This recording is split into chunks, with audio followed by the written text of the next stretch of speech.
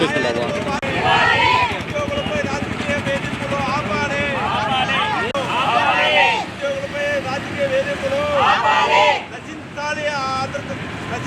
రాష్ట్ర ప్రభుత్వం పైన నిరుద్యోగులపై కూటమి నాయకుల దురాఘాతాలు, నిరుద్యోగులపై కూటమి నాయకుల బెదిరింపులు, పెండింగ్ లో ఉన్న జీతాలు తొలగించిన కార్మికులను వెంటనే తొలగించిన పేద కార్మికులను వెంటనే కూటమి నాయకుల బెదిరింపులు, అధికారుల బెదిరింపులు, కూటమి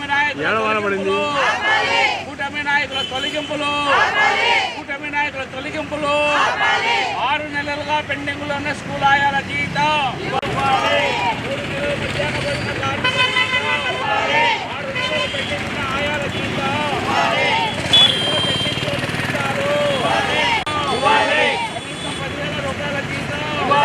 కనీసం 10,000 రూపాయల జీతం, కనీసం 10,000 రూపాయల జీతం, తొలగించిన కార్మికులను వెంటనే తొలగించడం సిగ్గు. 20 సంవత్సరాలుగా పనిచేసిన కార్మికులను తొలగించడం, 20 సంవత్సరాలుగా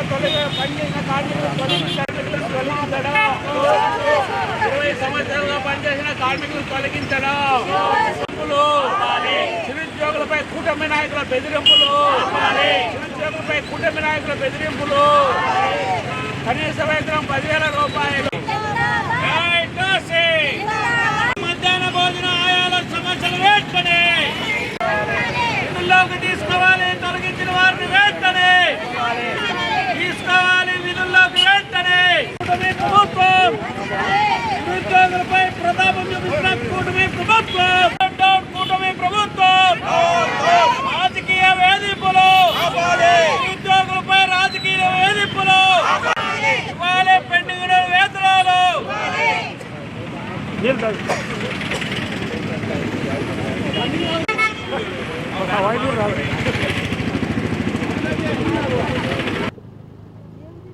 కూటమి ప్రభుత్వం అధికారంలోకి వచ్చిన తర్వాత నిరుద్యోగులైన మధ్యాహ్న భోజన కార్మికులు, స్కూల్ ఆయాలపైన తమ ప్రతాపాన్ని చూపిస్తూ ఉన్నారు.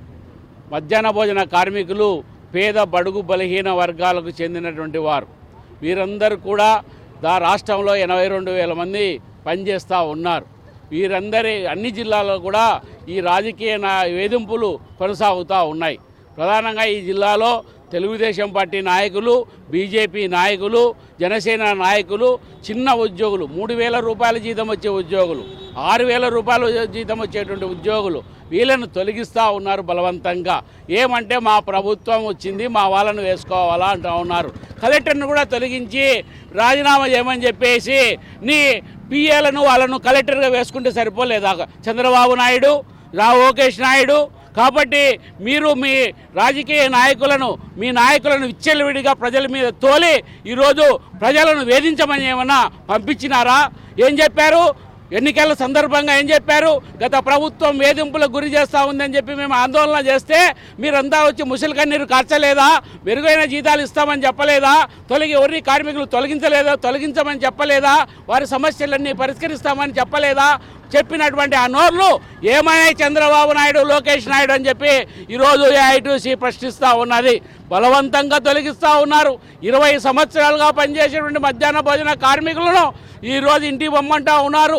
మేము పోము, మాకు నోటీసులు ఇవ్వండి, మాకు తొలగించినట్టు పత్రాలు ఇవ్వండి అంటే పోలీసులను పంపిస్తూ ఉన్నారు. ఈరోజు ఎంఈఓలను, ఎంఆర్ఓలు, ఎండిఓలు ఈరోజు మరో మమ్మల్ని ట్రాన్స్ఫర్ చేస్తామంటున్నారు. మీరు ఇంట్లోకి పోండి స్వామి అని చెప్పేసి బతిమాలుతూ ఉన్నారు. పోకపోతే పోలీసులను పంపిస్తూ ఉన్నారు. పోలీసులతో ఈరోజు బయటికి గెంటేస్తూ ఉన్నారు. అయ్యా అధికారం వచ్చి 6 నెలలు అయింది. 6 నెలల్లోనే ఇన్ని దురాగతాలు చేస్తూ ఉన్నారే, ఇన్ని దుర్మార్గాలు చేస్తూ ఉన్నారే, చిన్న ఉద్యోగులను తొలగిస్తూ ఉన్నారే. గత ప్రభుత్వం అన్యాయం చేసింది, దుర్మార్గం చేసింది, దౌర్జన్యం చేసింది అని చెప్పేటువంటి ఆ నోర్లు ఈరోజు ఏం చేస్తున్నారు మీరు? ఆ రోజు చెప్పినటువంటి అన్నీ కూడా ఈరోజు మీరే అమలు పరుస్తూ ఉన్నారు. చిన్న ఉద్యోగులు ఇళ్ళకు పంపిస్తూ ఉన్నారు. కాబట్టి వారి సమస్యలు పరిష్కరించలేదు. నీ ప్రభుత్వ ప్రభుత్వం వచ్చిన తర్వాత స్కూల్ ఆయాలకు 6 నెలలుగా జీతం లేదు. ప్రభుత్వం వచ్చి 6 నెలలు అయింది. ఈ 6 నెలలుగా జీతాలు ఇవ్వడం లేదు. మధ్యాహ్న భోజన కార్మికులకు 3 నెలలుగా జీతం ఇవ్వలేదు. వారి సంబంధించినటువంటి మెనూ ఛార్జీలు పెంచమంటే పెంచడం లేదు. స్కూల్ ఆయాలకు వాచ్మెన్లకు సంబంధించినటువంటి 10,000 రూపాయల జీతం ఇస్తామని చెప్పి కారుకూతలు కూర్చిన మీరు ఈరోజు వారి జీతాలు కూడా ఇవ్వడం లేదు. ఇంత దుర్మార్గంగా కూటమి ప్రభుత్వ నేతలు చంద్రబాబు నాయుడు, లోకేష్ గారులకు ఇప్పటికే 10 సార్లు మెమరాండాలు ఇచ్చాం. ఈ స్కూల్ ఆయాలకు సంబంధించి, మధ్యాహ్న భోజన కార్మికులకు సంబంధించి తొలగిస్తున్నారండి, అన్యాయంగా చేస్తున్నారు అని చెప్పేసి చెప్తే లేదు మా వాళ్ళకందరికీ ఇన్స్ట్రక్షన్స్ ఇస్తామని చెప్పినాడు లోకేష్, ఆ శాఖ మంత్రి. కానీ ఇక్కడ ఊరి మీద పడి దోచుకున్నట్లు ఈరోజు ఈ మధ్యాహ్న భోజన కార్మికులను, అప్పనంగా చిరుద్యోగులను తొలగిస్తూ ఉన్నారు. కాబట్టి వెంటనే తొలగింపులు ఆపి వారందరినీ 20 సంవత్సరాలుగా పనిచేసిన వాళ్ళందరినీ కొనసాగించి ఈరోజు మీ నాయకులను కట్టడి చేయాలని చెప్పేసి ఏఐటీయూసీ డిమాండ్ చేస్తూ ఉన్నది. పెండింగ్ జీతాలన్నీ విడుదల చేయాలని చెప్పేసి కూడా డిమాండ్ చేస్తూ ఉన్నది.